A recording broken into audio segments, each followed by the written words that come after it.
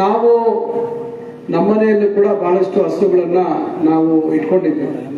ಇಲ್ಲಿ ಚಿಂತಾಮಣಿಯಲ್ಲಿ ಇತ್ತು. ನಂತರ ನಮ್ಮ ತಂದೆ ತಾಯಿಯವರು ತೋಟದಲ್ಲಿದ್ದಾಗ ತೋಟದಲ್ಲಿ ಕೂಡ ನಾವು ಬಹಳಷ್ಟು ಹಸುಗಳನ್ನ ಮೇಯಿಸ್ಕೊಂಡಿದ್ವಿ. ಡೈರಿಗೆ ಹಾಲಾಗ್ತಾ ಇದ್ವಿ. ಬಹಳಷ್ಟು ನಮಗೂ ಓದುವಂತ ಸಂದರ್ಭದಲ್ಲಿ ನಮ್ಮ ತಂದೆಯವರು ಸಕ್ರಿಯವಾಗಿ ರಾಜಕಾರಣದಲ್ಲಿ ಇದ್ದಂಥ ಸಂದರ್ಭದಲ್ಲಿ ಎಲ್ಲೋ ಒಂದ್ ಕಡೆ ನಮಗೆ ಫೀಸ್ಗೆ ಮತ್ತೊಂದಕ್ಕೆ ನಮ್ಮ ತಾಯಿಯವರು ಈ ಹೈನೋದ್ಯಮದಿಂದ ಬಂದಂತ ದುಡ್ಡಲ್ಲೇ ನಮ್ಮನ್ನ ಬೆಳೆಸಿರ್ತಕ್ಕಂಥದ್ದು, ಸಾಕಿರ್ತಕ್ಕಂಥದ್ದು.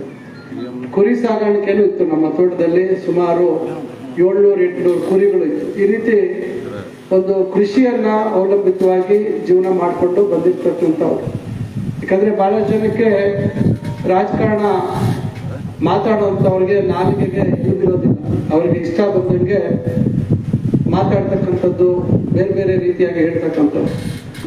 ನಾವು ಯಾವ ರೀತಿ ಬೆಳೆದು ಬಂದ್ವಿ, ಯಾವ ರೀತಿ ಕಷ್ಟಗಳನ್ನು ನೋಡಿದ್ವಿ ಅಂತಕ್ಕಂಥದ್ದು ಅದು ನಮಗೆ ಗೊತ್ತು. ಹೇಳಿದ್ರೆ ಕೆಲವರು ಅದನ್ನ ನಂಬುವಂಥವ್ರು ಇಲ್ಲ. ಆ ರೀತಿ ಪರಿಸ್ಥಿತಿಗಳು ಇದ್ದಾವೆ. ಅದರಿಂದ ಇವತ್ತು ಪ್ರತಿಯೊಬ್ಬರ ಬದುಕಿನಲ್ಲಿ ಈ ರೀತಿಯಾದಂಥ ಒಂದು ಪರಿಸ್ಥಿತಿಗಳನ್ನ ಎದುರಿಸ್ಕೊಂಡು ಗೌರವಯುತವಾದಂತಹ ಜೀವನವನ್ನ ನಡೆಸುವಂಥದಕ್ಕೆ ಇವತ್ತು ಹೈನೋದ್ಯಮ ಬಹಳ ಮುಖ್ಯವಾಗಿದೆ. ಇದು ಇವತ್ತು ನಮ್ಮ ಕೊಚ್ಚಿ ಕೋಲಾರ, ಚಿಕ್ಕಬಳ್ಳಾಪುರ, ಹಾಲು ನಮ್ಮ ಮಿಲ್ಕ್ ಯೂನಿಯನ್ ಏನಿದೆ, ಇವತ್ತು ಬಹಳಷ್ಟು ಇವತ್ತು ಕೆಲಸಗಳನ್ನ ಇವತ್ತು ಮಾಡ್ತಕ್ಕಂಥದ್ದಾಗಿದೆ.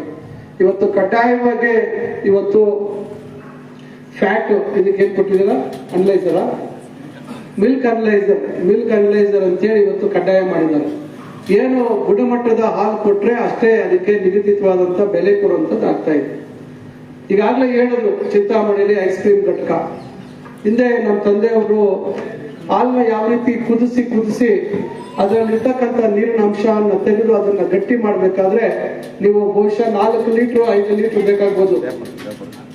10 ಲೀಟರ್ 1 ಕೆಜಿಗೆ. 1 ಕೆಜಿ ಪೌಡ್ರು, ಹಾಲಿನ ಪೌಡ್ರು ತಯಾರು ಮಾಡ್ಬೇಕಾದ್ರೆ ಇವತ್ತು 10 ಲೀಟರ್ ಇವತ್ತು ಬೇಕು. ನೀವು ರೇಟ್ ಲೆಕ್ಕ ಹಾಕಿ. ಆದ್ರೆ ಮಾರುಕಟ್ಟೆಯಲ್ಲಿ ರೇಟ್ ಅಷ್ಟು ಬರಲ್ಲ. ಉತ್ಪಾದನೆ ಅದನ್ನ ತಯಾರು ಮಾಡ್ತಕ್ಕಂಥ ವೆಚ್ಚ ಎಷ್ಟು ಬರ್ತದೆ, ಇವೆಲ್ಲವನ್ನ ನಾವು ಗಮನಿಸ್ಬೇಕು. ಇವತ್ತು ನೋಡಿ ಸೋಲಾರ್ ಯೂನಿಟ್ ಆಗಿದೆ. ಇವತ್ತು ಕರೆಂಟ್ ಚಾರ್ಜ್ ಕಮ್ಮಿ ಆಗುತ್ತೆ. ಬಹುಶಃ ಮುಂದಿನ ದಿನಗಳಲ್ಲಿ ಅದರಿಂದ ಉಳಿತಾಯ ಆಗ್ತಕ್ಕಂಥ ಹಣವನ್ನ ಇವತ್ತು ನಮ್ಮ ರೈತರಿಗೆ ಅದನ್ನ ಹೆಚ್ಚುವರಿಯಾಗಿ ಹಣ ಕೊಡುವಂತದ್ದಕ್ಕೆ ಸಾಧ್ಯ ಆಗ್ತದೆ. ಚಿಕ್ಕಬಳ್ಳಾಪುರದಲ್ಲಿ ಈಗ 125-130 ಕೋಟಿಯಲ್ಲಿ ಪ್ಯಾಕಿಂಗ್ ಯೂನಿಟ್ ಈಗ ವಿಭಜನೆ ಮಾಡಲಿಲ್ಲ ಅಂತ ಹೇಳಿ ನಮ್ಮ ಮೇಲೆ ಆಪಾದನೆ ಮಾಡಿದ್ರು. ಏನು ಅವೈಜ್ಞಾನಿಕವಾಗಿ ಮಾಡುವಂತ ಪ್ರಯತ್ನ ಮಾಡಿದ್ರು. ಆಸ್ತಿ ಲಾಭ ನಷ್ಟಗಳು ಎಲ್ಲ ಸರಿಯಾದ ರೀತಿಯಲ್ಲಿ ಒಂದು ಸಂಸಾರದಲ್ಲಿ ಯಾವ ರೀತಿ ನಾವು ವಿಭಜನೆಗಳನ್ನ ಮಾಡ್ಕೊಳ್ತೀವಿ, ಆ ರೀತಿ ಮಾರುಕಟ್ಟೆಯಿಂದ ಹಿಡಿದು ಎಲ್ಲ ಒಂದು ವೈಜ್ಞಾನಿಕವಾಗಿ ವಿಭಜನೆ ಆಗ್ತಕ್ಕಂಥ ಪ್ರಕ್ರಿಯೆ ಆಗ್ಬೇಕಾಯ್ತು. ಆ ಯಾವುದು ಪ್ರಕ್ರಿಯೆ ಮಾಡಿರ್ಲಿಲ್ಲ. ಮತ್ತೆ ನಿರ್ದೇಶಕರನ್ನ ನಿಷ್ಕ್ರಿಯ ಮಾಡಿ ಕೇವಲ ಅವರ ಸ್ವಾರ್ಥಕ್ಕೆ ಏನೋ ಒಂದು ರೀತಿ ಆದೇಶ ಮಾಡಿದ್ದನ್ನ ಹಿಂಪಡೆದು ನಮ್ಮ ಸರ್ಕಾರ ಇವತ್ತು ಇಷ್ಟೆಲ್ಲ MVK ಗೋಲ್ಡನ್ ಡೈರಿ ಇರ್ಬೋದು, ನಮ್ಮ ಚಿಂತಾಮಣಿಯಲ್ಲಿ ಐಸ್ ಕ್ರೀಮ್ ಘಟಕ ಇರ್ಬೋದು, ಸೋಲಾರ್ ಯೂನಿಟ್ ಇರ್ಬೋದು, ಅಥವಾ ಈ ಹೊಸದಾಗಿ ಪ್ಯಾಕಿಂಗ್ ಯೂನಿಟ್ಗೆ ಒಂದು ಅನುಮತಿ ಕೊಟ್ಟಿದ್ದಾರೆ. ಇವೆಲ್ಲ ಆಗ್ಬೇಕಾದ್ರೆ ಆ ಒಂದು ವಿಭಜನೆ ಮಾಡಿದ ಅವೈಜ್ಞಾನಿಕವಾಗಿ ಮಾಡಿದ್ದನ್ನ ಹಿಂಪಡೆದು ಒಟ್ಟು ಮಾಡಿ ಇವೆಲ್ಲ ಮಾಡುವಂತದ್ದಕ್ಕೆ ಅವಕಾಶ ಆಯಿತು. ಈಗ ನಾವೆಲ್ಲರೂ ವಿಭಜನೆ ಮಾಡ್ತೀವಿ ವೈಜ್ಞಾನಿಕವಾಗಿ ಅಂತ ಹೇಳಿದೀವಿ. ಅದ್ರ ಪ್ರಕ್ರಿಯೆ ಪ್ರಾರಂಭ ಆಗಿದೆ. ಮೊನ್ನೆ ತಾನೇ ತಾವೆಲ್ಲರೂ ಕೆಲವರೆಲ್ಲ ಹೋಗಿದ್ರೆ ಅಂತ ಕಾಣುತ್ತೆ ಬಾಗೇಪಲ್ಲಿಗೆ. ಸರ್ವ ಸದಸ್ಯರ ಸಭೆಯಲ್ಲಿ ಒಮ್ಮತದಿಂದ 1500ಕ್ಕಿಂತ ಹೆಚ್ಚು ಜನ, ಇವತ್ತು 1600 ಜನ ಭಾಗವಹಿಸಿ ಒಮ್ಮತದಿಂದ ಚಿಕ್ಕಬಳ್ಳಾಪುರ ಹೊಸ ಆಗ್ಬೇಕು ಅಂತಕ್ಕಂಥದ್ದಕ್ಕೆ ಸಹಮತ ಕೊಟ್ಟಿದ್ದಾರೆ. ಅದನ್ನು ವ್ಯವಸ್ಥಿತವಾಗಿ ಮಾಡುವಂತ ಕೆಲಸ ಮಾಡ್ತಾ ಇದೀವಿ. ನನಗೇನು ಬಾಬುನ ಅಧ್ಯಕ್ಷರು ಮಾಡ್ಬೇಕು, ಮತ್ತೊಬ್ಬನ ಅಧ್ಯಕ್ಷರು ಮಾಡ್ಬೇಕು ಅಂತಕ್ಕಂಥ ಉದ್ದೇಶ ಅಲ್ಲ. ಇವತ್ತು 2 ಜಿಲ್ಲೆ ಆಗಿ ನಾವು 2007ನೇ ಇಸ್ವಿಯಲ್ಲಿ 2 ಜಿಲ್ಲೆ ಆಗಿದ್ವಿ, ಬೇರ್ಪಟ್ಟಿದ್ವಿ. ಈಗ ನಿಮ್ಗೆಲ್ಲರಿಗೂ ಕೋಲಾರ ಹತ್ರ, ಕೈವಾರ ಕಸ್ಬಾಲ್ ಇರ್ತಕ್ಕಂಥವ್ರಿಗೆ ಚಿಕ್ಕಬಳ್ಳಾಪುರಕ್ಕಿಂತ ನಿಮ್ಗೆ ಕೋಲಾರ ಸಮೀಪ ತಾನೆ, ಕೋಲಾರ ಹತ್ರ. ಆದ್ರೂ ನಾವು ಆ ಸಂದರ್ಭದಲ್ಲಿ ನಾನು ಈ ಭಾಗ ನಮಗೆ ಸೇರಿರ್ಲಿಲ್ಲ. ವಿಭಜನೆ ಆದಂತ ಸಂದರ್ಭದಲ್ಲಿ 2007ನೇ ಇಸ್ವಿಯಲ್ಲಿ ನಾನು ಚಿಂತಾಮಣಿ ಶಾಸಕ, ನೀವು ವೇಮಗಲ್ ಕ್ಷೇತ್ರ ಇತ್ತು. ಆದ್ರೆ ಅವತ್ತು ನಾವು ಯೋಚನೆ ಮಾಡಿದ್ದು ಒಟ್ಟಾರೆ ಭವಿಷ್ಯತ್ತಿನ ದೃಷ್ಟಿಯಲ್ಲಿ ಚಿಕ್ಕಬಳ್ಳಾಪುರ ಜಿಲ್ಲೆ ಸಣ್ಣದಾಗ್ಬಿಡುತ್ತೆ, ಚಿಂತಾಮಣಿ ಸೇರ್ಕೊಂಡ್ರೆ ಎಲ್ಲೋ ಒಂದ್ ಕಡೆ ಕೋಲಾರಷ್ಟು ದೊಡ್ಡದಾಗದೇ ಇದ್ರೂ ಕೂಡ ಒಂದು ರೀತಿ ಬ್ಯಾಲೆನ್ಸ್ ಆಗುತ್ತೆ ಅಂತ ಹೇಳಿ ನಾವು ಆ ಸಂದರ್ಭದಲ್ಲಿ ವಿರೋಧ ಮಾಡಿದಿರ ನಾವು ಅವತ್ತು ಚಿಕ್ಕಬಳ್ಳಾಪುರ ಜಿಲ್ಲೆಯಲ್ಲಿ ಸೇರುವಂತದ್ದಕ್ಕೆ ನಾವು ಆ ಸಂದರ್ಭದಲ್ಲಿ ಒಪ್ಕೊಂಡು ನಾವು ಅಲ್ಲಿ ಹೋಗಿದ್ವಿ. ಇವತ್ತು ಹಂತವಾಗಿ ಅಲ್ಲಿ ನಮ್ಮದೇ ಆದಂಥ ಜಿಲ್ಲೆಯ ವ್ಯವಸ್ಥೆಗಳು ಆಗ್ಬೇಕಾಗುತ್ತೆ. ಇವತ್ತು ಮುಂದಿನ ದಿನಗಳಲ್ಲಿ DCC ಬ್ಯಾಂಕ್ ಕೂಡ ಬೇರೆ ಆಗ್ಬೇಕಾಗುತ್ತೆ. ಇವೆಲ್ಲ ಹಂತವಾಗಿ ಏನೇನು ಯಾವ್ಯಾವ ಕಾಲಕ್ಕೆ ಸಂದರ್ಭಕ್ಕೆ ಆಗ್ಬೇಕು ಅಂತಕ್ಕಂಥದ್ದು ಆಗ್ಬೇಕಾಗುತ್ತೆ. ಆ ರೀತಿಯಾಗಿ ಇವತ್ತು ನಾವು ಎಲ್ಲ ಪ್ರಕ್ರಿಯೆಗಳಿಗೆ ಮಾಡ್ತಾ ಇದ್ದೀವಿ. ಇದು ಒಂದು ಭಾಗ. ಈಗೇನು ಮೇಲ್ಗಡೆ ಸೋಲಾರ್ ಪ್ಲಾಂಟ್ ಹಾಕಿದ್ದಾರೆ, ಇದು ಒಳ್ಳೇದು. ಇವತ್ತು ಬಾಬು ಅವರು ಕೇಳ್ತಾ ಇದ್ರು ಸೋಲಾರ್ ಪ್ಲಾಂಟ್ಗೆ ಜಾಗ ಕೊಡಿಸಿ ಅಂತ. ನೋಡಿ, ಹಿಂದೆ ಆಡಳಿತ ಮಾಡಿದಂತವರು ಬೇಜವಾಬ್ದಾರಿ ಅಂತ ನಾನು ಬಹಳ ಸ್ಪಷ್ಟವಾಗಿ ಹೇಳ್ತೇನೆ. ಇವತ್ತು ಕೋಲಾರ ಜಿಲ್ಲೆಯಲ್ಲಿ 4,900 ಹೆಕ್ಟೇರ್ ಅಂದ್ರೆ 2.5 ಎಕರೆ, 1 ಹೆಕ್ಟೇರ್ ಅಂದ್ರೆ 2.5 ಎಕರೆ. ಯೋಚನೆ ಮಾಡಿ, ಸುಮಾರು 12,500 ಎಕರೆಯಷ್ಟು ಅಲ್ಲಿ ಪರಿಭಾವಿತ ಡೀಮ್ಡ್ ಫಾರೆಸ್ಟ್ ಅಂತ ಹೇಳಿ ಸುಪ್ರೀಂ ಕೋರ್ಟ್ ನ ನಿರ್ದೇಶನದ ಮೇಲೆ ಬಂದಂತದ್ದಕ್ಕೆ ಮಾಡಿದ್ದಾರೆ. ನಾನು ಆಗಲೇ ಹೇಳಿದೆ, ಕೋಲಾರ ಜಿಲ್ಲೆ ನಮ್ಮ ಜಿಲ್ಲೆಗಿಂತ ದೊಡ್ಡದು. ಅಲ್ಲಿ 6 ವಿಧಾನಸಭಾ ಕ್ಷೇತ್ರಗಳಿದ್ದಾವೆ ಮತ್ತು ಜನಸಂಖ್ಯೆ ಕೂಡ ಜಾಸ್ತಿ ಇದೆ. ಆದ್ರೆ ನಮ್ದು 5 ವಿಧಾನಸಭಾ ಕ್ಷೇತ್ರ, ಜನಸಂಖ್ಯೆ ನಮಗೂ ಅವ್ರಿಗೂ ಸುಮಾರು 3 ಲಕ್ಷಕ್ಕಿಂತ ಹೆಚ್ಚು ವ್ಯತ್ಯಾಸ ಇದ್ದಂಗಿದೆ. ಆದ್ರೆ ನಮ್ಮ ಜಿಲ್ಲೆಯಲ್ಲಿ ಹಿಂದೆ ಏನೀಗ 10 ವರ್ಷಗಳಲ್ಲಿ ಯಾರು ಆಡಳಿತ ಮಾಡಿದ್ದಾರೆ ಅವರು ಸರಿಯಾದ ರೀತಿ ಇದನ್ನ ವಿಷಯಗಳನ್ನ ತೆಗೆದುಕೊಳ್ದಿರಾ, ಅಧಿಕಾರಿಗಳನ್ನ ಸರಿದಾರಿಯಲ್ಲಿ ನಡೆಸ್ದಿರ ಇದ್ದಿದ್ದಕ್ಕೆ ಇವತ್ತು 20,000 ಹೆಕ್ಟೇರ್ ಅಂದ್ರೆ ಸರಿಸುಮಾರು 50,000 ಎಕರೆ ಇವತ್ತು ಪರಿಭಾವಿತ ಅಥವಾ ಡೀಮ್ಡ್ ಫಾರೆಸ್ಟ್ ಅಂತಕ್ಕಂಥದ್ರಲ್ಲಿ ಇವತ್ತು ಸುಪ್ರೀಂ ಕೋರ್ಟ್ ಅಲ್ಲಿ ಇವತ್ತು ಆಗ್ಬಿಟ್ಟಿದೆ. ಏನಿವತ್ತು ಮಸ್ತೇನಹಳ್ಳಿಯಲ್ಲಿ ಕೈಗಾರಿಕೆ ಪ್ರದೇಶ, ನಾನು ಸುಮಾರು 800 ಎಕರೆ ಗುಡಿಸಿದ್ದೆ, 600 ಎಕರೆ ಗುಡಿಸಿದ್ದೆ, 595 ಎಕರೆ ಗುಡಿಸಿದ್ವಿ. ಫೈನಲ್ ನೋಟಿಫಿಕೇಶನ್ ಆಗಿದ್ದು 530 ಎಕರೆ. ಅದಾದ ನಂತರ ರಸ್ತೆಗೆ ಬೇಕು ಅಂತೇಳಿ ತಳಗುವಾರದಿಂದ ಮಲ್ಕಾಪುರದ್ದು ಮತ್ತು ಮಾರಕನಹಳ್ಳಿ ನಂಬರ್ಗಳಲ್ಲಿ ಸುಮಾರು 400 ಎಕರೆ ಹೆಚ್ಚುವರಿಯಾಗಿ ನಾವು 10 ವರ್ಷದಲ್ಲಿ 2019-20 ಗುಡಿಸಿದ್ವಿ. ಅದಕ್ಕೆ ರೈತರಿಗೆ ಪರಿಹಾರ ಕೊಟ್ಟಿದ್ದಾರೆ, ರೈತರು ಜಮೀನು ಬಿಟ್ಕೊಟ್ಟಿದ್ದಾರೆ. ಕೆಲವೊಂದು ಸಣ್ಣ ಪುಟ್ಟ ಸಮಸ್ಯೆ ಇದೆ, ಆದ್ರೆ ಅದನ್ನ ಕೈಗಾರಿಕೆಗಳು ಸ್ಥಾಪನೆಗೆ ಅವರು ಕೊಟ್ಟು ಬಿಟ್ಟಿದ್ದಾರೆ. ಆದ್ರೆ ಇವತ್ತು ಅಲ್ಲಿ ಮಲ್ಕಾಪುರದ ಸರ್ವೆ ನಂಬರ್ 40 ನಂಬರಲ್ಲಿ ಪೂರ್ತಿ 260-70 ಎಕರೆ ರೈತರ ಭೂಮಿನೂ ಸೇರಿ ಇವತ್ತು ಪರಿಭಾವಿತ ಅರಣ್ಯ ಅಂತ ಆಗಿದೆ. ಸರ್ಕಾರ ದುಡ್ಡು ಪರಿಹಾರ ಕೊಟ್ಟಿದೆ, ಎಲ್ಲ ಕೊಟ್ಟಿದೆ. ಯಾರು ಮಾಡಿದ ತಪ್ಪಿದು? ಕೈಗಾರಿಕೆಗಳನ್ನ ಸ್ವಲ್ಪ ಗಮನ ಕೊಟ್ಟು ಸ್ಥಾಪನೆ ಮಾಡಕ್ ಹೋಗಿದ್ರೆ ಈ ಸಮಸ್ಯೆಗಳು ಗೊತ್ತಾಗ್ತಾ ಇದೆ. ಕೈಗಾರಿಕೆಗಳ ಸ್ಥಾಪನೆ ಬಗ್ಗೆ ಕಿಂಚಿತ್ತೂ ಗಮನ ಕೊಡ್ಲಿಲ್ಲ. ಅದಷ್ಟೇ ಆಗತ್ತೆ ಬಿಡ್ರಿ, ನನ್ಗ್ಯಾಕೆ, ಯಾಕಂದ್ರೆ ನಾ ಎಲ್ಲರ ಹತ್ರನು ಶಬಾಷ್ ಒಳ್ಳೆಯವ್ರು ಅನ್ಸ್ಕೋಬೇಕು ಅಂತಕ್ಕಂಥ ಆ ಪ್ರವೃತ್ತಿನೋ ಇಲ್ಲದೆ ಎಷ್ಟು ಮಾಡಿದ್ರು ನಾಳೆ ಬೆಳಗ್ಗೆ ಜನ ಓಟ್ ಹಾಕಲ್ಲ ಬಿಡ್ರಿ, ಬೇರೆ ಕಾರಣಗಳಿಗೆ ಓಟ್ ಹಾಕ್ತಾರೆ ಅಂತಕ್ಕಂಥ ಮನಸ್ಥಿತಿಯಲ್ಲಿ ಇದ್ದಂಥವ್ರು ನಿರ್ಲಕ್ಷ್ಯ ಮಾಡಿದ್ದಕ್ಕೆ ಇಲ್ಲಿ 250ಕ್ಕಿಂತ ಹೆಚ್ಚು ಎಕರೆ ಹೋಯ್ತು. ಅಲ್ಲಿ ಕನ್ಸ್ಟ್ರಕ್ಟಲ್ಲಿ ಸೋಮಯಾಜನಹಳ್ಳಿ ಹತ್ರ 800 ಎಕರೆ ಗುಡಿಸಿದ್ದೆ. ಸರ್ಕಾರಿ ಜಾಗ 600 ಎಕರೆ ಇತ್ತು, ಅದರಲ್ಲಿ 275 ಎಕರೆ ಸರ್ವೆ ನಂಬರ್ 88 ಸೋಮಯಾಜನಹಳ್ಳಿ ನಂಬರಲ್ಲಿ ಹೊಟ್ಟೋಯ್ತು. ಅದು ಪರಿಭಾವಿತ ಅರಣ್ಯಕ್ಕೆ ಹೋಯ್ತು. ಮೇನ್ ರೋಡ್ಗಿದೆ ಜಾಗ. ಅಲ್ಲೂ ಕೈಗಾರಿಕೆಗಳು ಪ್ರಾರಂಭ ಮಾಡಿದ್ರೆ ಸೀಮಿತವಾಗಿ ನಾನು 2010ಕ್ಕೆ ನೋಟಿಫೈ ಮಾಡಿಸಿದ್ದೆ. ಈಗ 11 ವರ್ಷ ಆಯ್ತು. ಕೈಗಾರಿಕೆಗಳು ಮಾಡಿದ್ರೆ ಅವತ್ತಿಗೆ ಆಗ್ತಾ ಇರ್ಲಿಲ್ಲ. ಅದೇ ಕಂದಾಯ ಅಧಿಕಾರಿಗಳು ಅದನ್ನ ಡೀಮ್ಡ್ ಫಾರೆಸ್ಟ್ ಲಿಸ್ಟ್ ಅಲ್ಲಿ ಸೇರಿಸ್ಬಿಟ್ರು. ಈಗ ನಾನು 1 ವರ್ಷದಿಂದ ಸತತವಾಗಿ ಪ್ರಯತ್ನ ಮಾಡಿ ಇಡೀ ರಾಜ್ಯಕ್ಕೆ ಆದೇಶ ಮಾಡಿಸಿದ್ದೀವಿ. ಈ ರೀತಿ ಅವೈಜ್ಞಾನಿಕವಾಗಿ ಅರಣ್ಯ ಅಂತ ಹೇಳಿ ತೋರಿಸ್ತಾ ಇದ್ದಾರೆ. ಇದನ್ನು ಮರುಪರಿಶೀಲನೆ ಮಾಡಿ ಮತ್ತೆ ಸುಪ್ರೀಂ ಕೋರ್ಟ್ ಹೋಗ್ಬೇಕು. ಸುಪ್ರೀಂ ಕೋರ್ಟ್ ಅಲ್ಲಿ 6 ತಿಂಗಳಾಗುತ್ತೋ, 1 ವರ್ಷ ಆಗುತ್ತೋ, 1.5 ವರ್ಷ ಆಗುತ್ತೋ ಗೊತ್ತಿಲ್ಲ. ಇವತ್ತು ಅಲ್ಲಿ ಮಸ್ತೇನಹಳ್ಳಿಯಲ್ಲಿ ಇವತ್ತು ರಸ್ತೆದು ಸಮಸ್ಯೆ ಆಗಿದೆ. ಮಂಜೂರಾಗಿರ್ತಕ್ಕಂಥ ಭೂಮಿ ಯಾರು ಇವತ್ತು ಕೈಗಾರಿಕೆ ಸ್ಥಾಪನೆ ಮಾಡಬೇಕು ಅಂತ ಬರೋರಿಗೆ ಅಲ್ಲಿ ಫಾರೆಸ್ಟ್ ಆಗ್ಬಿಟ್ಟಿದೆ ಅಂತ ಹೇಳಿ ಅವರು ಗೊಂದಲದಲ್ಲಿದ್ದಾರೆ. ಈ ರೀತಿ ಗೊಂದಲ ಸೃಷ್ಟಿಯಾಗಿದೆ. ಆದ್ರೂ ಕೂಡ ನಾವು ಇವತ್ತು ನಮ್ಮ ಕನ್ಸ್ಟ್ರಕ್ಟೆಡ್ ಭಾಗದಲ್ಲಿ ಮತ್ತೆ 560 ಚಿಲ್ಲರೆ ಎಕರೆ ಗುಡ್ಸಿ ಈಗ ಪ್ರಿಲಿಮಿನರಿ ನೋಟಿಫಿಕೇಶನ್ ಆಗಿದೆ, ಫೈನಲ್ ನೋಟಿಫಿಕೇಶನ್ಗೆ ಸರ್ವೆ ಆಗಿದೆ, ಅದು ಆಗುತ್ತೆ. ಇನ್ನು ಉಳಿದಂತ 420 ಎಕರೆ ಅದನ್ನ ನಾವು notification, final notification minister office ಅಲ್ಲಿ ವೆರಿಫಿಕೇಶನ್ ಆಗ್ತಾ ಇದೆ, ಅದಾಗುತ್ತೆ. ಅದು 400 ಚಿಲ್ಲರೆ, ಇನ್ನೊಂದು 560, ಒಟ್ಟು 960-70 ಎಕರೆ ಅಲ್ಲಾಗುತ್ತೆ. ಆದ್ರೆ ಇಲ್ಲಿ ಏನ್ ಮಾಡ್ಬೇಕು ಅನ್ನೋ ಪ್ರಶ್ನೆ ನಮ್ಗೆ ಬಂದಿದೆ. ಇವತ್ತು ಅಲ್ಲೆಲ್ಲ ಆಗಿದ್ರೆ ಬಹುಶಃ ಇದೆಲ್ಲ ಬಹಳಷ್ಟು ಇದಕ್ಕೆ ಪರಿಣಾಮ ಬೀಳ್ತಾ ಇತ್ತು. ಇದ್ರ ಜೊತೆಗೆ ನಾವ್ ಏನ್ ಮಾಡಿದ್ವಿ, ಬರೀ ಚಿಂತಾಮಣಿ ತಾಲೂಕು ಒಂದೇ ಅಲ್ಲ ಅಂತ ಜಿಲ್ಲೆಯಲ್ಲಿ ಇವತ್ತು ಜಂಗಮಕೋಟೆ ಹತ್ರ 2823 ಎಕರೆ ಗುರ್ಸಿದ್ವಿ. ಕೆಲವರು ವಿರೋಧ ಮಾಡ್ತಾ ಇದ್ದಾರೆ, ಆದ್ರೆ ಬಹುತೇಕ ಅಲ್ಲಿ ಈ ರೀತಿ ಫಲವತ್ತಾದ ಭೂಮಿ ಏನು ಮಸ್ತೇನಲ್ಲಿ 3ನೇ ಹಂತದ್ದು ಗುರ್ಸಿದ್ರು 1400 ಎಕರೆ ಅಭಿನಂದನ ನಿಜ ಮಾಡ್ತಾ ಇದ್ರು. 1400 ಎಕರೆ ಗುರ್ಸಿದ್ರು. ಆ ರೀತಿ ಫಲವತ್ತಾದ ಭೂಮಿ ಏನಿಲ್ಲ ಅಲ್ಲ. ಕೇವಲ ಒಂದು 490 ಎಕರೆ ರೇಷ್ಮೆ ಇದೆ. ಉಳಿದಿದ್ದು ಬಹುತೇಕ ಮಾವು ಸ್ವಲ್ಪ ಇದೆ 100 ಎಕರೆ, ಗೋಡಂಬಿ ಒಂದು 40 ಎಕರೆ ಇದೆ, 5 ಎಕರೆ ಇದಿದೆ ಏನೋ ಕೋಳಿ ಫಾರ್ಮ್ ಇದೆ. ಈ ರೀತಿ ಬಿಟ್ರೆ ರಾಗಿ ಬೆಳೆ ಒಂದು 450 ಎಕರೆ ಇದೆ, ಬೀಳು ಒಂದು 500 ಎಕರೆ ಇದೆ. ಸರ್ಕಾರಿ ಜಾಗ ಪರಿವರ್ತನೆ ಒಟ್ಟು 2300 ಎಕರೆ ಅಷ್ಟು ಬರೀ ಬೇರೆ ಬೇರೆ ಈ ರೀತಿಯಾಗಿ ಫಲವತ್ತಾಗಿ ಭೂಮಿ ಇಲ್ಲದೆ ಇರುವಂತದ್ದು ಇದೆ. ಇದ್ರ ಜೊತೆಗೆ ಬಾಗೇಪಲ್ಲಿ ಹತ್ರ ಒಂದು 800 ಎಕರೆ, ಅದನ್ನ ಸುಮಾರು 15 ವರ್ಷಗಳಿಂದ ಪೆಂಡಿಂಗ್ ಇತ್ತು, ಅದನ್ನು ಗುರುತಿಸಿದೀವಿ. ಅದು ಈಗ ಫೈನಲ್ ನೋಟಿಫಿಕೇಶನ್ ನಮ್ಮ ಚಿಂತಾಮಣಿ ಜೊತೆಲಿ ಅದು ಪೆಂಡಿಂಗ್ ಇದೆ. ಕೊಂಡರೆಡ್ಡಿಪಳ್ಳಿ ಅಂತ ಹೇಳಿ ಅದಕ್ಕೂ ಒಂದಿದೆ, ಕೊಂಡಾರೆಡ್ಡಿಪಲ್ಲಿ ಅಂತ. ಈ ರೀತಿಯಾಗಿ ಗೌರಿಬಿದನೂರಲ್ಲಿ 820 ಎಕರೆ ಹಿಂದೆ ಶಿವಶಂಕರ್ ರೆಡ್ಡಿ ಅವರು ಅಂತಿಮ ಆದೇಶ ಮಾಡಿಸಿ 3ನೇ ಹಂತದ್ದು ರೆಡಿ ಇದೆ. ಒಟ್ಟು 5000 ಚಿಲ್ಲರೆ ಎಕರೆ ಇದೆ. ಯಾರಿಗೋಸ್ಕರ ನಾವು ಇದು ಮಾಡ್ತಾ ಇರೋದು ಯೋಚನೆ ಮಾಡಿ. ಇವತ್ತು ಇಲ್ಲಿ ಬಹಳಷ್ಟು ಜನ ಇಲ್ಲಿ ಯುವಕರಿದ್ದಾರೆ. ಇವತ್ತು ಕೂಲಿ ಮಾಡ್ತಕ್ಕಂಥ ಅವ್ರ ಮನೆಯಲ್ಲಿ ಇವತ್ತು ಯುವಕರು ವಿದ್ಯಾವಂತರಾಗ್ತಾ ಇದ್ದಾರೆ ಇಲ್ವೋ? ಇವತ್ತು ಯಾಕೆ ಅವ್ರು ವಿದ್ಯಾವಂತರಾಗಬೇಕು? ಅವರು ಕೂಲಿ ಮಾಡಕ್ಕೆ ಹೋಗ್ಬೇಕಲ್ಲ. ಅವರಪ್ಪ ಕೂಲಿ ಕಸ್ತಾರೆ ಮಾಡೋದು, ಅವನು ಕೂಲಿ ಕಷ್ಟ ಮಾಡ್ಬೇಕಲ್ಲ. ಬೆಳವಣಿಗೆ ಆಗುತ್ತೆ, ಅವಕಾಶಗಳು ಜಾಸ್ತಿ ಆಗುತ್ತೆ, ಜನಸಂದಣಿ ಜಾಸ್ತಿ ಆಗುತ್ತೆ, ಉದ್ಯೋಗ ಅವಕಾಶಗಳು ಸಿಗ್ತವೆ, ಅಂಗಡಿ ಮುಂಗಟ್ಟುಗಳು ತೆರೀಬಹುದು, ಹೋಟೆಲ್ ತೆರೀಬಹುದು, ಟೀ ಅಂಗಡಿ ತೆರೀಬಹುದು, ಹೆಂಗಸರಿಗೆ ಕೆಲಸಗಳು ಸಿಗ್ತವೆ, ಮನೆಗಳು ನಿರ್ಮಾಣ ಆಗ್ತವೆ, ಗಾರೆ ಕೆಲಸದವ್ರ ಕೆಲಸ ಸಿಗತ್ತೆ, ಪೇಂಟರ್ ಕೆಲಸ ಸಿಗತ್ತೆ, ಕಂಬಿ ಬಗ್ಸೋರ್ ಕೆಲಸ ಸಿಗತ್ತೆ.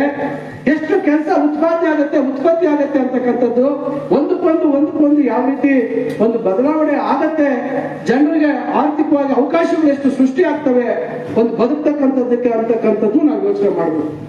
ಕೇವಲ ಏನೋ ಒಂದು ಹೋರಾಟ ಮಾಡಬೇಕು ಅಂತಕ್ಕಂಥ ಒಂದೇ ಕಾರಣದಿಂದ ಭವಿಷ್ಯಕ್ಕೆ ಯೋಚನೆ ಮಾಡಿದಿರ ಹೋರಾಟ ಮಾಡುವಂಥದ್ದು ಎಷ್ಟು ಸರಿ ಅಂತಕ್ಕಂಥದ್ದು ನಾವು ಯೋಚನೆ ಮಾಡಬೇಕು. ಇಲ್ಲ ಅವ್ರ ಮಕ್ಕಳು ಯಾರು ಇವತ್ತು ಹೋರಾಟಗಾರರಿದ್ದಾರೆ, ಅವ್ರ ಮಕ್ಕಳು ಏನಾದ್ರೂ ಈಗ ಈಗ ಹಸಿರು ಟವಲ್ ಹಾಕೊಂಡವ್ರಣ್ಣ, ಈಗ ಹಸಿರು ಟವಲ್ ಹಾಕೊಂಡು ನಮ್ಮ ಮಕ್ಕಳನ್ನ ನಾವು ಶಾಲೆಗೆ ಕಳಿಸ್ತೀರ ಇದೀವ? ನಮ್ಮ ಮಕ್ಕಳನ್ನ ವಿದ್ಯಾವಂತರು ಮಾಡ್ತೀರ ಇದೀವ? ಇಲ್ಲ ತಾನೆ. ನಮ್ಮ ಮಕ್ಕಳಿಗೂ ಓದೋ ಹಕ್ಕಿದೆ, ನಮ್ಮ ಮಕ್ಕಳಿಗೂ ಉದ್ಯೋಗ ಮಾಡುವಂತ ಹಕ್ಕಿದೆ. ಇವೆಲ್ಲ ನಾವು ಯೋಚನೆ ಮಾಡ್ಬೇಕು ಇವತ್ತು ಸಮಾಜದಲ್ಲಿ. ಅದರಿಂದ ನಾನು ಹೇಳುವಂಥದ್ದು ಇಷ್ಟೇ, ಇವತ್ತು ನನಗೆ 2 ಚುನಾವಣೆಯಲ್ಲಿ ನನಗೆ ಹಿನ್ನಡೆ ಆಗಿದೆ. ಆದ್ರೂ ನೀವೆಲ್ಲರೂ ನನ್ನ ಮೇಲೆ ವಿಶ್ವಾಸ ಇಟ್ಕೊಂಡು ನನ್ನ ಜೊತೆ ನಿಂತು ಇವತ್ತು ಅವಕಾಶ ಕೊಟ್ಟಿದ್ದೀರ. ನಿಮ್ಮೆಲ್ಲರ ಭವಿಷ್ಯ ಆಶೀರ್ವಾದ ಸಹಕಾರ, ನಿಮ್ಮೆಲ್ಲರ ಒಂದು ಏನು ಕನಸು ಇವತ್ತು ಕಾಂಗ್ರೆಸ್ ಪಕ್ಷದಲ್ಲಿ ನನಗೆ ಮಂತ್ರಿ ಆಗ್ತಕ್ಕಂಥ ಅವಕಾಶ ಬಂದಿದೆ. ಇವತ್ತು ಸರ್ಕಾರ ಏನು ನಾವು ಗ್ಯಾರಂಟಿಗಳನ್ನು ಘೋಷಣೆ ಮಾಡಿದ್ವಿ ಅದನ್ನ ನಡ್ಕೊಂಡಿದ್ವಿ. ಒಂದು ಚುನಾವಣೆಯಲ್ಲಿ ಆಗುವಾಗ ಈ ತರ ಆಗ್ಬೋದು, ಬೇರೆ ಬೇರೆ ಕಾರಣಗಳಿಗೆ ಏರ್ಪೇರ್ ಆಗಿರ್ಬೋದು, ಅದ್ರ ಬಗ್ಗೆ ಅವಸರ ಇಲ್ಲ. ಇವತ್ತು 1 ವರ್ಷ ಮುಗಿದಿದೆ, 1 ವರ್ಷ 1 ತಿಂಗಳಾಗಿದೆ, ಇನ್ನ 4 ವರ್ಷ ಇದು ಸಮಯ ಇದೆ ನಮಗೆ. ಈಗಾಗಲೇ ಈ ರಸ್ತೆ ತಮಗೆ ಗೊತ್ತಿತ್ತು, ಹಿಂದೆ ನಾನು ಮಾಡಿಸಿದಾಗ ಆಗಿದೆ, ಆಮೇಲೆ ಟಾರ್ ಆಗಿರ್ಲಿಲ್ಲ. ಈಗ ಅದನ್ನ ಮಾಡಿಸಿದೀವಿ. ಈಗ ತಳವಾರದ ಹತ್ರ ತಿರುವಿದೆ, ಅಲ್ಲಿ ನಾವು ಡಬಲ್ ರೋಡ್ ಮಾಡ್ಬೇಕು ಅಂತಕ್ಕಂಥದ್ದಕ್ಕೆ ಅದನ್ನ ಮಾಡಿದ್ವಿ. ಕೈವಾರ ಕ್ರಾಸ್ ಅಲ್ಲಿ ಡಬಲ್ ರೋಡ್ ಮಾಡಬೇಕು, ಈ ಕಡೆ ಡ್ರೈನ್ ಮಾಡ್ತಾ ಇದ್ರು, ಸ್ವಲ್ಪ ಸರ್ವೆ ಮಾಡ್ಬಿಟ್ಟು ಮಾಡಿಸಿ ಅಂತ. ಈಗ ಸರ್ವೆ ಮಾಡಿಸಿದ್ಮೇಲೆ ಅದನ್ನ ಸರಿಯಾದ ರೀತಿಯಲ್ಲಿ ಮಾಡಬೇಕು, ಯಾಕಂದ್ರೆ ಜನಸಂದಣಿ ಜಾಸ್ತಿ ಇದೆ ಕೈವಾರ ಕ್ರಾಸ್ ಅಲ್ಲಿ ಅಂತ. ಚಿನ್ಸಂದ್ರದ ಹತ್ರ ವ್ಯಾಪಾರ ವಹಿವಾಟು ಜಾಸ್ತಿ ಇದೆ, ಅಲ್ಲಿ ಸ್ವಲ್ಪ ವಾಹನ ನಿಲ್ಗಡೆಗೆ ಸ್ವಲ್ಪ ಜಾಗ ಮಾಡಬೇಕು ಅಂತ ಮಾಡ್ತಾ ಇದ್ದೀವಿ. ಇಲ್ಲಿ ಟೋಲ್ ಹತ್ರ ಸ್ವಲ್ಪ ಜಾಗ ಕಿರಿದಾಗಿದೆ, ಅದಕ್ಕೆ ಸರ್ವೆ ಮಾಡಿಸಿ ಅದಕ್ಕೆ ಸ್ವಲ್ಪ ಕ್ಲಿಯರ್ ಮಾಡ್ತಾ ಇದೀವಿ. ನೆನ್ನೆ ಯಾರೋ ಇನ್ನೊಬ್ರು ಅಡ್ಡ ಹಾಕಿದ್ರು ಶೀಟ್, ಅವ್ರೇನೋ ತೆಗಿತಾ ಇದ್ದಾರೆ ಅಂತ ಹೇಳಿದ್ರು. ಇವಾಗ ತೆಗೆದ್ರು, ಅದು ನೀಲಿ ಕಲರ್ ತೆಗೆದ್ರ? ಹಾ ನೋಡಿ, ಈಗ ಅವರು ನಾನು ಅಲ್ಲಿ ಕೇಳಿದೆ, ಕೇಳಿದೆ, ಅವ್ರು ಏನು ತೆಗೆಸಿದ್ರು, ಸರ್ವೆ ಮಾಡಿಸಿದ್ವಿ. ಈ ರೀತಿ ಏನೋ ಒಂದು ಈಗ ಟೋಲ್ ಕೂಡ ಒಂದು ಸುಂದರವಾಗಿ ಕಾಣಬೇಕು, ಅದನ್ನ ಒಂದು ಚೆನ್ನಾಗಿ ಎಸ್ಟಿಮೇಟ್ ಮಾಡಿ ಎಲ್ಲ ಇನ್ನು ಸ್ವಲ್ಪ ಅಗಲ ಕಡೆ ಶಿಫ್ಟ್ ಮಾಡ್ಬೋದಾ ಅಂತ ಯೋಚನೆ ಮಾಡ್ತಾ ಇದ್ದೀವಿ. ಇದನ್ನ ಹೈವೇ ಮಾಡ್ಬೇಕು ಅಂತಕ್ಕಂಥ ಒಂದು ಪ್ರಸ್ತಾವ ನಾನು ಕಳೆದ ವರ್ಷನೇ ಮಂತ್ರಿ ಆದ್ಮೇಲೆ ಹೋಗಿ ನಿತಿನ್ ಗಡ್ಕರಿ ಕೇಂದ್ರದ ಮಂತ್ರಿ ಕೊಟ್ಟು ಬಂದಿದ್ದು. ಸದ್ಯಕ್ಕೆ ಹೈವೇ ಮಾಡ್ತಾ ಇಲ್ಲ, ಚಿಂತೆ ಏನೋ ಹೊಸಕೋಟೆಯಿಂದ ಹಿಡಿದು ನಾಯಕವಾಡವರೆಗೂ. ಇವತ್ತು ಎಷ್ಟು ವಾಹನಗಳ ಘಟನೆ ಇದೆ ಅಂದ್ರೆ 24 ಸಾವಿರಕ್ಕಿಂತ ಹೆಚ್ಚು ವಾಹನಗಳು ಪ್ರತಿ ದಿವಸ ಓಡಾಡ್ತವೆ ರೋಡಲ್ಲಿ.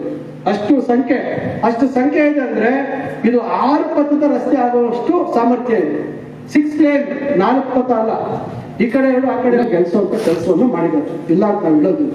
ಅದರಿಂದ ಇವತ್ತು ಬಹಳಷ್ಟು ಬದಲಾವಣೆ ತರುವಂತ ಕೆಲಸ ಮಾಡ್ತಾ ಇದ್ದೀವಿ. ಶೈಕ್ಷಣಿಕ ಕ್ಷೇತ್ರದಲ್ಲೂ ಅಷ್ಟೇ ಇವತ್ತು ಬದಲಾವಣೆ ತರಬೇಕು, ಇವತ್ತು ಅಭಿವೃದ್ಧಿ ಆಗ್ಬೇಕು. ಇವತ್ತು ಚಿಂತಾಮಣಿ ಟೌನ್ ಅಭಿವೃದ್ಧಿ ಆಗ್ಬೇಕು. ಇವತ್ತು ನಿಮ್ಗೆ ಗೊತ್ತಿದೆ, ಈಗ ಈ ವರ್ಷದಿಂದ ಇಂಜಿನಿಯರಿಂಗ್ ಕಾಲೇಜು ಪ್ರವೇಶ ಪ್ರಾರಂಭ ಆಗ್ತಾ ಇದೆ. ನಿನ್ನೆ ಈಗ ಏನು ಗೌರ್ಮೆಂಟ್ ಆಫ್ ಇಂಡಿಯಾದು ಕೌನ್ಸಿಲಿಂಗ್ ಶೆಡ್ಯೂಲ್ ಬಂದಿದೆ. ಅವರ ತಪ್ಪು ಇಲ್ಲದೆ ಇರೋದ್ರಿಂದ ಅಥವಾ ದುರಾದೃಷ್ಟದಿಂದ ಅಂಗವೈಕಲ್ಯಕ್ಕೆ ಅಂದ್ರೆ ಹುಟ್ಟು ಏನಾದ್ರೂ ಒಂದು ಸಮಸ್ಯೆಗೆ ಗುರಿಯಾಗಿರ್ತಕ್ಕಂಥವ್ರು ಅಥವಾ ನಂತರದ ದಿನಗಳಲ್ಲಿ ಅಪಘಾತಕ್ಕೋ ಮತ್ತೊಂದಕ್ಕೋ ಗುರಿಯಾಗಿ ಕಾಲು ಕೈ ಹೆಚ್ಚು ಕಮ್ಮಿ ಆಗಿರುವಂತವ್ರು ಇವ್ರಿಗೆ ತ್ರಿಚಕ್ರ ವಾಹನ ಕೊಡಬೇಕು ಅಂತಕ್ಕಂಥ ತೀರ್ಮಾನ ಮಾಡಿದ್ವಿ. ಈಗಾಗಲೇ ನನ್ನ ಹತ್ರ ಸುಮಾರು 150 ಅರ್ಜಿಗಳಿದೆ. ಈಗ ಸದ್ಯದಲ್ಲಿ ಅದನ್ನು ಕೂಡ ಅವರಿಗೆ ವಾಹನ ಕೊಡುವಂಥದ್ದಕ್ಕೆ ಪಾಸ್ತೀನಿ. ಅದಾದ ನಂತರ ಮುಂದಿನ ದಿನಗಳಲ್ಲಿ ಬಹಳಷ್ಟು ಜನ ಇವತ್ತು ಹುಡುಗರು, ಇವತ್ತು ಬಡವರು, ವಿಶೇಷವಾಗಿ ಬಡವರು ಇವತ್ತು ಉನ್ನತ ವ್ಯಾಸಂಗ ಮಾಡ್ತಾ ಇದ್ದಾರೆ. ಇವತ್ತು ಅವರಿಗೆ ಲ್ಯಾಪ್ಟಾಪ್ ಬಹಳ ಅವಶ್ಯಕ. ಹೌದಲ್ಲಪ್ಪ? ಲ್ಯಾಪ್ಟಾಪ್ ಇವತ್ತು ಬಹಳ ಅವಶ್ಯಕ. ಅದನ್ನ ಮುಂದಿನ ದಿನಗಳಲ್ಲಿ ಓದ್ತಾ ಇದ್ದ ಹುಡುಗರಿಗೆ, ಬಡತನ ರೇಖೆಗಿಂತ ಕೆಳಗಿರ್ತಕ್ಕಂಥವರಿಗೆ ಯಾವ ರೀತಿ ಕೊಡ್ಲಿಕ್ಕೆ ಸಾಧ್ಯ ಇದೆ ಅಂತಕ್ಕಂಥ ಆಲೋಚನೆ ಇದೆ. ಈ ರೀತಿಯಾಗಿ ಕೊಟ್ಟಾಗ ಅವರಿಗೆ ವಿದ್ಯಾಭ್ಯಾಸ ಮಾಡೋದಕ್ಕೆ ಅನುಕೂಲ ಆಗುತ್ತೆ. ಅವರು ನಾಳೆ ಒಳ್ಳೆ ರೀತಿಯಲ್ಲಿ ಅವರ ಕುಟುಂಬಕ್ಕೆ ಜವಾಬ್ದಾರಿಯನ್ನು ವಹಿಸ್ಕೊಳ್ಳುವಂಥದ್ದು ಸಾಧ್ಯ ಆಗುತ್ತೆ. ಯಾಕಂದ್ರೆ ನಾನು ಯಾಕೆ ಇದು ಮಾಡ್ತಾ ಇದ್ದೀನಿ ಅಂದ್ರೆ, ಆ 2 ಕೋಟಿ ನಾನೇನಾದ್ರೂ ಹಳ್ಳಿಗಳಿಗೆ ಕೊಡಕ್ ಹೋದ್ರೆ ಇವತ್ತು ಕನಿಷ್ಠ 10 ಲಕ್ಷ 15 ಲಕ್ಷ ಕಮ್ಮಿ ಯಾವ್ದು ಕೆಲಸ ಆಗಲ್ಲ ಊರುಗಳಲ್ಲಿ. ಆ ರೀತಿ ನಾವು ಹೋದಾಗ ಈ ತಾಲೂಕಲ್ಲಿ 320 ಹಳ್ಳಿ ಇದೆ ನಮ್ಮ ಕ್ಷೇತ್ರ, ನಮ್ಮ ಕಾನ್ಸ್ಟಿಟ್ಯೂನ್ಸಿ. ನಾವು ಯಾವ ರೀತಿ ಎಲ್ಲರಿಗೂ ಸಮಾಧಾನ ಪಡಿಸಕ್ಕೂ ಆಗೋದಿಲ್ಲ. ಆ ಕಾರಣದಿಂದ ಕನಿಷ್ಠ ಈ ರೀತಿ ಬದುಕುಗಳಲ್ಲಿ ಬದಲಾವಣೆ ತರಲೇಬೇಕು ಅಂತಕ್ಕಂಥ ಉದ್ದೇಶದಿಂದ ಇವತ್ತು ಈ ರೀತಿಯಾಗಿ ಆಲೋಚನೆ ಮಾಡಿಕೊಂಡು, ಬಹುಶಃ ಯಾರು ರಾಜ್ಯದಲ್ಲಿ ಈ ರೀತಿ ಪ್ರಯತ್ನ ಮಾಡಿಲ್ಲ, ನಾನೇ ಇವತ್ತು ಹೊಸದಾಗಿ ಪ್ರಯತ್ನ ಮಾಡ್ತಾ ಇದ್ದೀನಿ. ಅದರಿಂದ ಈ ರೀತಿ ಬದಲಾವಣೆ ತರುವಂತ ಕೆಲಸಕ್ಕೆ ನಾವು ಕೈ ಹಾಕ್ತಾ ಇದ್ದೀವಿ. ಅದರಿಂದ ಬಹಳಷ್ಟು ಕನಸುಗಳು ಕಟ್ಟಿದ್ದೀವಿ, ಬಹಳಷ್ಟು ಕಾರ್ಯಕ್ರಮಗಳು. ಅದೇ ಸೋಲಾರ್ ಪ್ಲಾಂಟ್ ನಾನು ಹೇಳಿದಲ್ಲ, ಸುಪ್ರೀಂ ಕೋರ್ಟ್ ಹೋಗ್ತದೆ, ಜಾಗ ಇಲ್ಲ ಅಂತ ಎಲ್ಲಿ ಕೊಡ್ತೀವಿ? ಈಗ ಸೋಲಾರ್ ವಿಚಾರದಲ್ಲಿ ಇವತ್ತು ಎಲ್ಲೋ ಕೊಡ್ಸಿ ಆಗ್ತದೆ. ಗೋವಿಂದಪ್ಪನ ಬೆಟ್ಟಗಳು ಯಾವ ಬೆಟ್ಟನೂ ನಮ್ಮ ತಾಲೂಕಲ್ಲಿ ಬಿಟ್ಟಿಲ್ಲ. ಎಲ್ಲಾ ಬೆಟ್ಟಗಳನ್ನು ಫಾರೆಸ್ಟ್ ಕೊಟ್ಬಿಟ್ಟಿದ್ದಾರೆ. ಬಹಳಷ್ಟು ಸುಮಾರು 7-8 ಸಭೆ ಮಾಡಿದ್ದೀನಿ. ಈಗ ಮತ್ತಿನ್ನೊಂದು ಸಭೆ ಮಾಡ್ತಾ ಇದೀವಿ. ಕಲ್ಲು ಬಂಡೆ ಮೇಲೆ ಯಾರಾದ್ರೂ ಗಿಡ ಮರ ಬೆಳೀಲಿಕ್ಕೆ ಸಾಧ್ಯ ಇದೆಯಾ? ಕಲ್ಲು ಬಂಡೆಗಳನ್ನು ಕೊಟ್ಬಿಟ್ಟಿದ್ದಾರೆ. ಈಗ ನಮ್ಮ ಪರಿಸ್ಥಿತಿ ಏನಾಗಿದೆ, ಕನಿಷ್ಠ ಅದನ್ನು ಉಳಿಸ್ಕೊಂಡ್ರೆ ಆ ಕಲ್ಲು ಬಂಡೆಗಳ ಮೇಲೆ ಆದ್ರೂ ಸೋಲಾರ್ ಹಾಕ್ಬೋದು. ಇವತ್ತು ಕೆರೆಗಳ ನೀರ್ ಮೇಲೆ ಸೋಲಾರ್ ಹಾಕುವಂತ ವ್ಯವಸ್ಥೆ ಬಂದಿದೆ. ಫ್ಲೋಟಿಂಗ್ ಪ್ಯಾನಲ್ಸ್ ಏನೋ ತೇಲ್ತಕ್ಕಂತ ಸೋಲಾರ್ ಪ್ಯಾನಲ್ ಹಾಕ್ತಕ್ಕಂತ ವ್ಯವಸ್ಥೆ ಬಂದಿದೆ. ಅಂದ್ರೆ ಇವತ್ತು ಸೌರ ಶಕ್ತಿಗೆ, ಸೌರ ಅಂತಾನೆ, ಸೌರ ಬೇರೆ, ಸೌರ ಶಕ್ತಿ, ಸೌರ ಅಂದ್ರೆ ಸೌರ ಶಕ್ತಿ. ಇವತ್ತು ಸೌರ ಶಕ್ತಿಗೆ ಇವತ್ತು ಹೆಚ್ಚು ಆದ್ಯತೆ, ಬೇಡಿಕೆ ಇರ್ತಕ್ಕಂಥದ್ದು. ಇವತ್ತು ಅದಕ್ಕೆ ಇವತ್ತು ಮುಂದಿನ ದಿನಗಳಲ್ಲಿ ನಮ್ಮ ಕಾರುಗಳು ಎಲ್ಲ ಇವತ್ತು ಎಲೆಕ್ಟ್ರಿಕ್ ವೆಹಿಕಲ್ ಆಗಿರ್ತವೆ. ಈಗ ಅದಕ್ಕೆ ಚಾರ್ಜಿಂಗ್ ಮತ್ತೊಂದು ಮಾಡ್ಬೇಕಾದ್ರೆ ವಿದ್ಯುತ್ನ ಅವಶ್ಯಕತೆ ಇದೆ. ಇವೆಲ್ಲವನ್ನ ನಾವು ಬಳಸುವಂತದ್ದಕ್ಕೆ ಈಗ ಜಾಗ ಬೇಕು. ಅದಕ್ಕೆ ನಾವು ಇವೆಲ್ಲ ದೂರದೃಷ್ಟಿ ಇಟ್ಕೊಂಡು ಸುಪ್ರೀಂ ಕೋರ್ಟ್ ಮುಂದೆ ಹೋಗ್ಬೇಕು. ಬೆಟ್ಟಗಳನ್ನೆಲ್ಲ ಅವೈಜ್ಞಾನಿಕವಾಗಿ ಏನು ಡೀಮ್ಡ್ ಫಾರೆಸ್ಟ್ ಮಾಡಿದರೆ ಇದನ್ನು ಬಿಡಿಸ್ಬೇಕು ಅಂತಕ್ಕಂಥ ಪ್ರಯತ್ನ ಮಾಡ್ತಾ ಇದ್ದೀವಿ. ಆಗ ಬಿಡಿಸಿದ ಮೇಲೆ ಅವಾಗ ಇವ್ರ ಬೇಡಿಕೆ, ಬಾಬು ಅವ್ರ ಬೇಡಿಕೆಯನ್ನ ಈಡೇರಿಸಲಿಕ್ಕೆ ಸಾಧ್ಯ ಆಗುತ್ತೆ. ಅಷ್ಟವರೆಗೂ ನಾವು ಏನಂದ್ರೆ ಹೇಳಲಿಕ್ಕೂ ಸಾಧ್ಯ ಇದೆ. ಇರ್ತಕ್ಕಂಥದ್ದನ್ನು ನಾವು ಮುಂದೆ ಹೇಳ್ತಾ ಇದ್ದೀವಿ. ಇವತ್ತು ಈ ರೀತಿ ಇಷ್ಟೆಲ್ಲ ಪ್ರಯತ್ನ ಮಾಡ್ತಾ ಇದ್ದೀವಿ. ಇವತ್ತು ಕೈವಾರದ ಮುಂದಿನ ದಿನಗಳಲ್ಲಿ ಕೈವಾರ ಒಂದು ಭಾಗವನ್ನ ಪಟ್ಟಣ ಪಂಚಾಯಿತಿ ಮಾಡಬೇಕು ಅಂತಕ್ಕಂಥ ಉದ್ದೇಶ ಇದೆ. ಅದಕ್ಕೂ ಮುಂದೆ ಪ್ರಯತ್ನ ಮಾಡ್ತೇವೆ. ಈ ರೀತಿ ಬಹಳಷ್ಟು ಒಂದು ಆಲೋಚನೆ ಇಟ್ಕೊಂಡು ನಾವು ಕೆಲಸ ಮಾಡುವಂಥದಕ್ಕೆ ಮಾಡ್ತಾ ಇದ್ದೀವಿ. ನಾನು ತಮ್ಮೆಲ್ಲರೂ ವಿನಂತಿಸಿಕೊಳ್ಳೋದಿಷ್ಟೇ, ದಯವಿಟ್ಟು ತಾವು ವಸ್ತುಸ್ಥಿತಿಯನ್ನು ಅರ್ಥ ಮಾಡ್ಕೋಬೇಕು. ಇವತ್ತು ಸಮಾಜದಲ್ಲಿ ಕೆಲಸ ಮಾಡುವಂಥದ್ದು ಅಷ್ಟು ಸುಲಭದ ಕೆಲಸ ಅಲ್ಲ, ಸುಲಭದ ವಿಷಯ ಅಲ್ಲ. ಒಂದು ಸರ್ಕಾರಿ ವ್ಯವಸ್ಥೆಯಲ್ಲಿ ಇವತ್ತು ಅಭಿವೃದ್ಧಿ ಕೆಲಸಗಳನ್ನ ಮಾಡುವಂಥದ್ದು ಅಷ್ಟು ಸುಲಭವಾಗಿ ಆಗೋದಿಲ್ಲ. ಆದರೆ ಪ್ರಯತ್ನ ಮಾಡಿ ಮಾಡುವಂತವರನ್ನ ಕೇವಲ ಸಮಾಜದಲ್ಲಿ ಒಳಿತಕ್ಕಂಥ ಭಾವನಾತ್ಮಕ ವಿಚಾರಗಳಲ್ಲಿ ಸಮಾಜವನ್ನ ಜಾತಿಯ ಧರ್ಮಗಳ ಹೆಸರಿನಲ್ಲಿ ಸುಲಭವಾಗಿ ಬೇರ್ ಮಾಡ್ತಕ್ಕಂಥ ಕೆಲಸಗಳು ನಡೀತಾ ಇದೆ. ಆ ಸಂದರ್ಭದಲ್ಲಿ ಏನಾಗ್ತಾ ಇದೆ, ನಮ್ಮ ಜನಗಳು ಸರಿಯಾದ ರೀತಿ ಆಲೋಚನೆ ಮಾಡಿದಿರ, ವಿಶೇಷವಾಗಿ ಯುವಕರು ಭಾವನಾತ್ಮಕ ವಿಷಯಗಳಿಂದ ಪ್ರೇರೇಪಿತರಾಗಿ ತಪ್ಪು ನಿರ್ಧಾರಗಳನ್ನು ಮಾಡಿದಾಗ ಅಭಿವೃದ್ಧಿ ಅಂತಕ್ಕಂಥದ್ದು ಹಿಂದೆ ಹೋಗ್ತಕ್ಕಂಥದ್ದಕ್ಕೆ ಸಾಧ್ಯ ಆಗುತ್ತೆ. ಈಗ 10 ವರ್ಷಗಳು ನಾವು ಯಾವ ರೀತಿ ಕಳ್ಕೊಂಡಿದ್ದೀವಿ ಅನ್ನೋದಕ್ಕೆ ಇವೆಲ್ಲ ಕೆಲವು ಕಾರಣಗಳಿದ್ದಾವೆ. ಸುಳ್ಳು ಪ್ರಚಾರಗಳನ್ನ ದಯವಿಟ್ಟು ಕೇಳಬಾರ್ದು. ಇವತ್ತು ಸಮಾಜದಲ್ಲಿ ಎಲ್ಲಾ ಕೆಲಸ ಎಲ್ಲರೂ ಮಾಡ್ಲಿಕ್ಕೆ ಸಾಧ್ಯ ಇಲ್ಲ. ಎಲ್ಲ ಮಾಡೋದಿದ್ರೆ ದೈವ ಸ್ವರೂಪರಾಗ್ಬಿಡ್ತೀವಿ. ಕಡೆಗೆ ದೇವರ ಹತ್ರ ದಿನಾಲ ಹೋಗಿ ಪ್ರಾರ್ಥನೆ ಮಾಡ್ಕೊಳ್ತೀವಿ. ಟೊಮೆಟೊ ಬೆಳೆ ಇಟ್ಟಿದ್ದೇನೆ, ಬಾಕ್ಸ್ 1500ಕ್ಕಿಂತ ₹1 ಕಮ್ಮಿ ಆಗಿರೋ ಕೊಡ್ಸಪ್ಪ ದೇವರು ಅಂತ ಪ್ರಾರ್ಥನೆ ಮಾಡ್ಕೊಳ್ತೀವಿ. ಸಿಗ್ಬಿಡ್ತಾ? ಸಿಗಲ್ಲ. ಆದ್ರೂ ದೇವಸ್ಥಾನಕ್ಕೆ ಹೋಗೋದು ಬಿಟ್ಟಿದ್ದೀವಾ? ಬಿಟ್ಟಿಲ್ಲ. ಆದ್ರೆ ಮನುಷ್ಯನ ಮೇಲೆ ಬೇಗ ಕೋಪ ಮಾಡ್ಕೊಂಡ್ಬಿಡ್ತೀವಿ. ಪಾಪ ಅದೇನೋ ನೆಟ್ಗಳಿದ್ವಿ, ಅದೇನೋ 500 ರೂಪಾಯಿ ನಂಬ ಸುಳ್ಳು ಹೇಳಿ ಆ ಕ್ಷಣದಲ್ಲಿ ತಪ್ಪಿಸ್ಕೋಬಹುದು. ಆದ್ರೆ ಸತ್ಯ ಅಂತಕ್ಕಂಥದ್ದು ಬಹಳಷ್ಟು ಕೈಯಾಗಿರ್ತದೆ. ಸತ್ಯ ಯಾಕೆ ಹೇಳ್ತೀವಿ ಅಂದ್ರೆ ವಿಶ್ವಾಸಗಳು ಉಳಿಬೇಕು. ನಮ್ಮವರು ಅಂತಕ್ಕಂಥ ಭಾವನೆಯಿಂದ ನಮ್ಮವರಿಗೆ ನಾವು ಸುಳ್ಳು ಹೇಳಬಾರ್ದು, ನಮ್ಮವರಿಗೆ ನಾವು ತಪ್ಪು ಹೇಳಬಾರ್ದು ಅಂತಕ್ಕಂಥ ದೃಷ್ಟಿಯಲ್ಲಿ ಸತ್ಯವನ್ನ ಹೇಳಿದಾಗ ಇವತ್ತು ಕೆಲವರಿಗೆ ಅದು ಅಪತ್ಯವಾಗ್ಬಿಟ್ಟಿದೆ. ಅದರಿಂದ ಇದು ನಾವೆಲ್ಲರೂ ಸ್ವಲ್ಪ ಯೋಚನೆ ಮಾಡಿ ಅರ್ಥ ಮಾಡ್ಕೊಳ್ಬೇಕು ಅಂತಕ್ಕಂಥ ಮಾತನ್ನ ಹೇಳಿ ಇವತ್ತೇನು ವೈಜ್ಕೂರ್ನ ಒಂದು ಡೈರಿಯಲ್ಲಿ ಇವತ್ತು ಬಹಳ ಒಳ್ಳೆ ಒಂದು ಕೆಲಸಗಳಾಗಿದ್ದಾವೆ. ಅದನ್ನ ಅದೇ ರೀತಿ ಉಳಿಸ್ಕೊಳ್ಳಿ. ಹೆಚ್ಚು ಜನ ಇನ್ನ ಈ ಒಂದು 50 ದಿನದಲ್ಲಿ ಭಾಗವಹಿಸಬೇಕಾಗುತ್ತೆ, ಪಾತ್ರಧಾರಿಗಳಾಗಬೇಕಾಗುತ್ತೆ.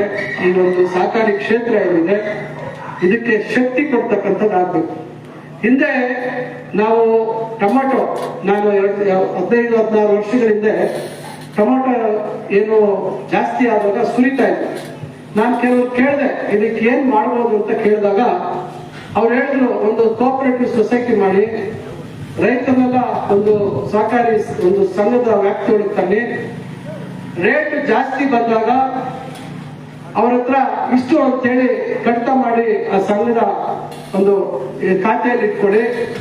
ರೇಟ್ ಬಿದ್ದೋದಂತ ಸಂದರ್ಭದಲ್ಲಿ ಎಷ್ಟು ನಷ್ಟ ಆಗಿದೆ ಅಷ್ಟಕ್ಕೆ ಯಾವ ಒಂದು ಏನು ಪರಿಹಾರವನ್ನು ಕೊಡ್ಲಿಕ್ಕೆ ಸಾಧ್ಯ ಇದೆ ಅಂತಕ್ಕಂಥದ್ದು ಈ ಸಹಕಾರಿ ಸಂಘದ ವ್ಯವಸ್ಥೆ ಮುಖಾಂತರ ಮಾಡಬಹುದು ಅಂತ ಹೇಳಿದ್ರು. ನಾನು ಅದನ್ನು ಕೆಲವ್ರಿಗೆ ಹೇಳಿದೆ. ಅವ್ರು ಏನ್ ಹೇಳ್ತಾರೆ, ಅಣ್ಣ ನೀನೇ ಮಾಡ್ಬೇಡ ಅಂತ. ಎಲ್ಲ ನಿರ್ದೇಶಕರು ಇವತ್ತು ಬಹಳ ಒಳ್ಳೆ ರೀತಿಯಲ್ಲಿ ಡೈರಿ ಅಭಿವೃದ್ಧಿಗೆ ಸಹಕರಿಸಿದ್ದಾರೆ. ಬಾಬು ಅವರು ಈಗ 2 ಬಾರಿ ಆಗಿದ್ದಾರೆ. 1,30,000 ಇವತ್ತು 35,000 ಇವತ್ತು ನಮ್ಮ ತಾಲೂಕಿನಲ್ಲಿ ಹಾಲು ಉತ್ಪಾದನೆ. ಹಿಂದೆ ಶಿಡ್ಲಘಟ್ಟ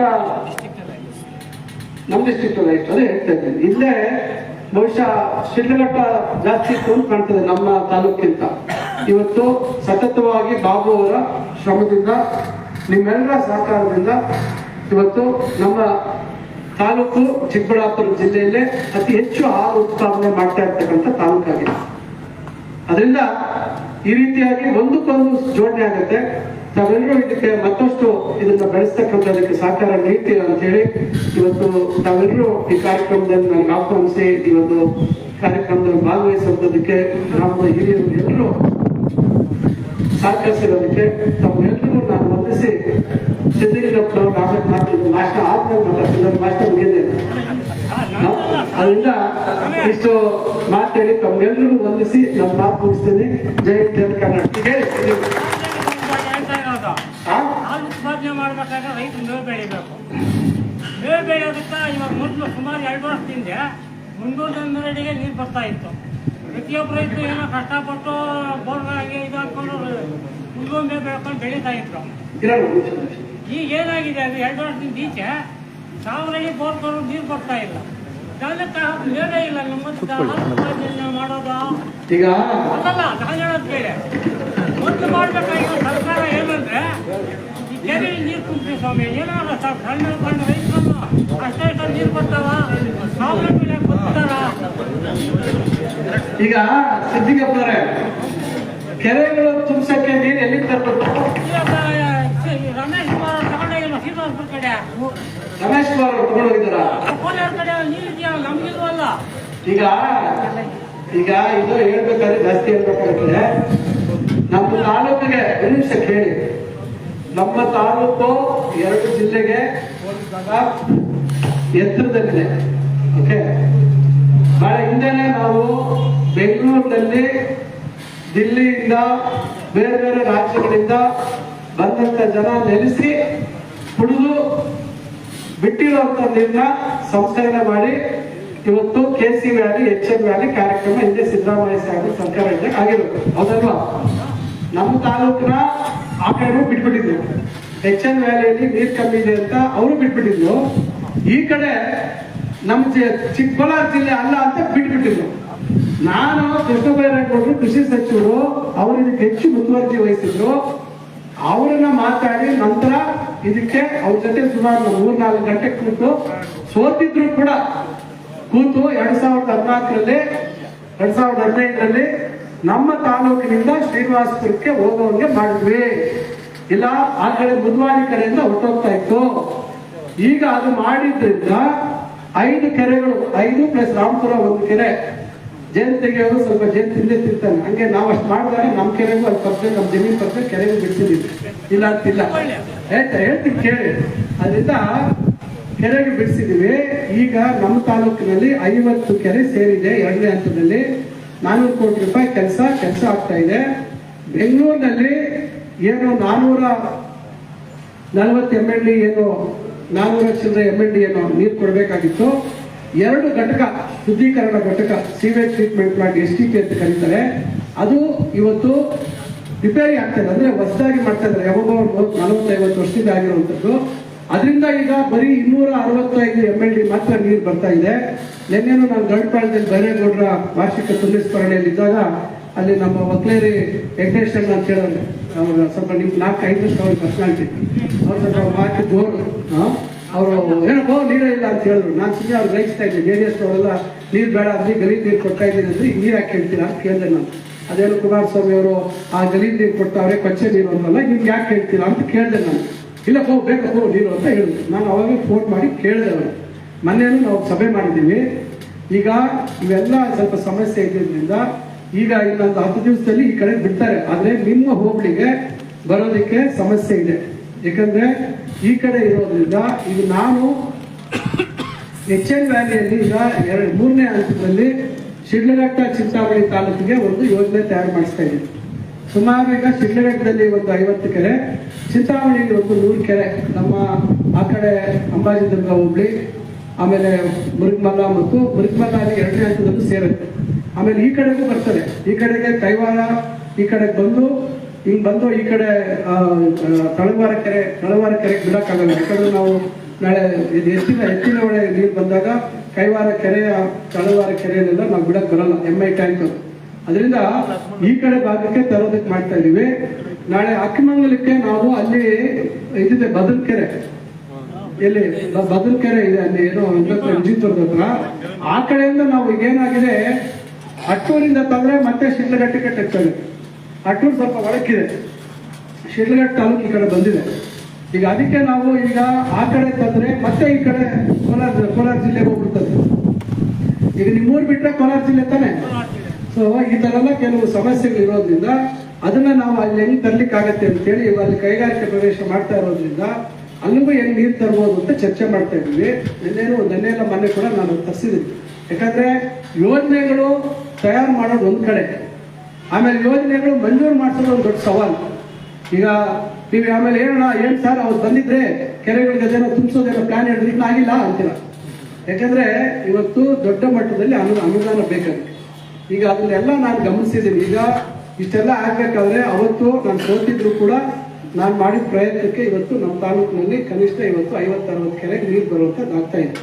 ಈಗ ಅದನ್ನ ಹೆಚ್ಚು ಮಾಡಬೇಕು. ಇವತ್ತು ಮಂತ್ರಿ ಇದ್ದೀವಿ ಅಂತೇಳಿ ಹೆಚ್ಚು ಮಾಡುವಂತಕ್ಕೆ ನಾವು ಪ್ರಯತ್ನ ಮಾಡ್ತಾ ಇದ್ದೀವಿ. ಈಗ ನಿಮ್ಮ ಭಾಗದಲ್ಲಿ ಏನಾಗಿದೆ, ಅಲ್ಲಿ ನಮ್ಗೆ ಇಲ್ಲಿ ಯಾವುದೇ ರೀತಿ ದೊಡ್ಡ ಇದಿಲ್ಲ, ಏನೋ ವಂಕೆಗಳಿಲ್ಲ, ಇಲ್ಲಿ ಚಾನಲ್ ಇಲ್ಲ. ಈಗ ಅಲ್ಲಿ ನಮ್ಗೆ ನಮ್ಮ ಮುಂಗಾನಹಳ್ಳಿ ಹೋಬಳಿಯಲ್ಲಿ ಕುಶಾವತಿ ನದಿ ಅಂತಿದೆ. ಈಗ ಅದಕ್ಕೇನೋ ಒಂದು ಯೋಜನೆ ತಯಾರು ಮಾಡ್ತಾ ಇದ್ದೀವಿ. ಈ ರೀತಿ ಎಲ್ಲೆಲ್ಲಿ ಯಾವ ಭಾಗಕ್ಕೆ ಏನೇನು ಮಾಡಬೇಕು ಪ್ರಯತ್ನ ಮಾಡ್ತಾ ಇದ್ದೀನಿ. ಯಾಕಂದ್ರೆ ಮಂಜೂರಾಗಿದ್ರೆ ನಾನು ಹೇಳಕ್ ಹೋಗಲ್ಲ. ಬಹಳಷ್ಟು ಇವೆಲ್ಲ ರೈತರಿಗೆ ಕೆರೆಗೆ ನೀರು ತುಂಬಿಸ್ಬೇಕು, ಇವೆಲ್ಲ ಮಾಡಬೇಕು ಅಂತಕ್ಕಂಥ ಆಲೋಚನೆ ಇದೆ. ಆದ್ರೆ ಇದೆಲ್ಲ ಹಂತವಾಗಿ ಈಗ ಕೆರೆಗೆ ತುಂಬಿಸೋದು ಕೂಡ ಅಷ್ಟೇ, ಪೂರ್ತಿ ಕೆರೆ ತುಂಬಬೇಕಾಗಲ್ಲ, ಅರ್ಧರ್ಧ ಕೆರೆ ತುಂಬಿಸ್ಬೇಕು. ಅದಕ್ಕೆ ನಾವು ಈ ಪ್ರಯತ್ನಗಳು ಮಾಡ್ತಾ ಇದ್ದೀವಿ. ಸ್ವಲ್ಪ ಈ ಕಡೆ ಹೆಂಗೆ ತರಬೇಕು ಅನ್ನೋದನ್ನ ನಾನು ಇನ್ನ ಚರ್ಚೆ ಮಾಡ್ತಾ ಇದ್ದೇನೆ. ಯಾಕಂದ್ರೆ ನಮ್ದು ಈ ಕಡೆ ಬೆಳೆದಿರೋದ್ರಿಂದ ನಾನು ಅಕ್ಕಿಮಂಗ್ಲ ತಂದ್ರು ನಾನು ಹೊಡೋಗ್ಬಿಡ್ತದೆ. ನಾನು ನೋಡಿದೆ ಪ್ರೊಫೆಷನ್ ನೋಡಿದೆ, ವಾಟ ಈ ಕಡೆಗಿಲ್ಲ, ಅದೊಂದು ಪ್ರಾಬ್ಲಮ್ ಇದೆ. ನಾನು ಚೆಕ್ ಮಾಡಿದೆ, ಅದು ಸ್ಲೋಪ್ ನೋಡಿದೆ ನಾನು. ನಾವು ಹಿಂಗೆ ನೋಡಿದ್ರೆ ಗೊತ್ತಾಗಲ್ಲ, ಇದ್ರ ಮೇಲೆ ನೋಡ್ಬೇಕು ಲೆವೆಲ್ಸ್. ಅದರಿಂದ ಸಿಂಚನ ಕೆರೆಗೆ ಬಂದು ಚನ್ನಕೇಶವಪುರ, ನಿರ್ಗುರ್ಕಿ, ತುರ್ಗೂರು ಕೆರೆಯಿಂದ ಮತ್ತೆ ಆಚೆ ಹೋಯ್ತದೆ, ಮತ್ತೆ ತರಬೇಕು. ಯಾವ್ದೋ ಒಂದು ರೀತಿ